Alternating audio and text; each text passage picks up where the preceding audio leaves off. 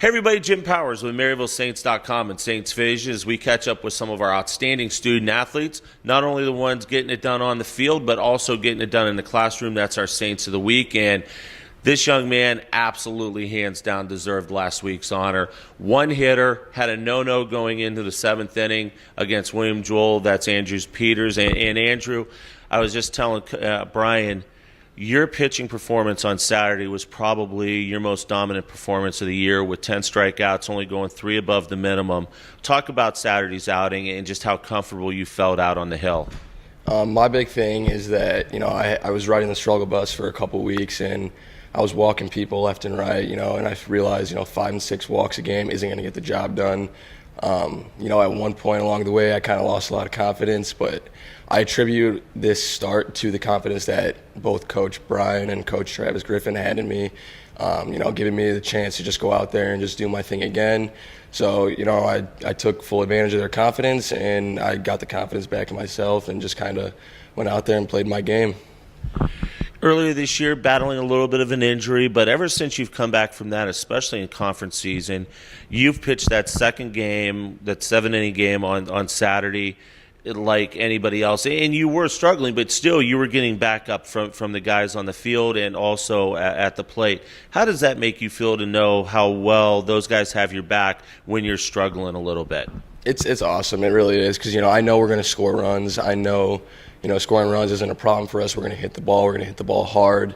Our guys' approach at the plate is, for the most part, the same, but that's the consistency is what gets the job done. And, at practice, Brian's kind of realized, okay, let's not change that approach. Let's just go with the flow and just roll.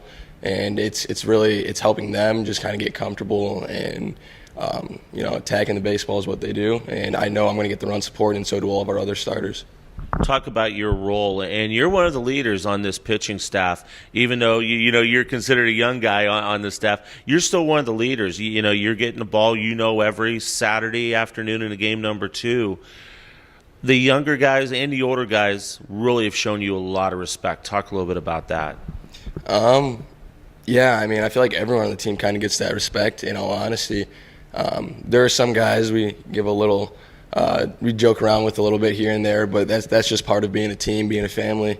It's just kind of the culture that we've bred up since we had to start over from the beginning. But it's nice to just come in here and get the respect that everyone deserves. We're all on a Division II team that's headed to the tournament for the first time in Maryville D2 history.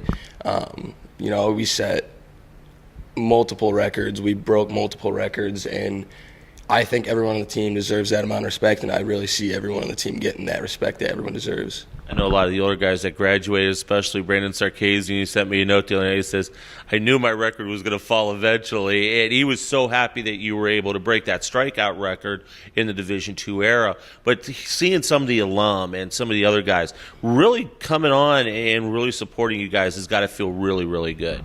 Oh, yeah, especially as a freshman. I didn't know a lot of the alum, but I do know a lot of the older guys knew them and they liked them, and to listen to them hear talk about all the stories that they say and just kind of talk about it. It's funny. It sounds like they had a great time, and it's nice to have those guys coming back and just watching some baseball, watching what we're doing now. And a lot of times, a lot of them say, oh man, I wish we were here now with the team. And it's nice to hear that, especially as a freshman coming in and seeing that a lot of the graduated guys and alumni are coming back and wanting to be a part of this still. I asked this of all of our student athletes. Why did you choose Maryville? You're a freshman, so you're finishing up your first year. Why Maryville? What was the fit for you to continue your academics and athletics? I would have to say Coach Brian really sold the school to me. He's the first person that I met, came out, shook my hand, and right off the bat I knew I had a lot of respect for the man, because it's not obviously you're recruiting the guy, you want to make a very good first impression, and he did just that. He took us around campus, was very interactive with me and my parents. Campus is beautiful, that's for sure. And I honestly didn't know what I was doing academic-wise coming in. I thought the sports business management program was the way I wanted to go, so I started there, ended up changing. So the academic side is still a mystery to me, but overall campus is beautiful. It's nice to get away from home, and like I said, Coach Brian really sold the program to me. It was awesome. Big weekend coming up. Good luck, and let's get a championship. Thank you very much. Appreciate it, Jim. Andrew Peters joins us, and once again, we'll see him on the hill at some point this weekend down at the GLVC tournament, but he's been a big player in how the season has been and how successful this year has gone for our baseball team. For Andrew, I'm Jim Powers. Thanks so much for tuning in to MaryvilleSaints.com and Saints Vision. Have a great week, and as always, go Saints.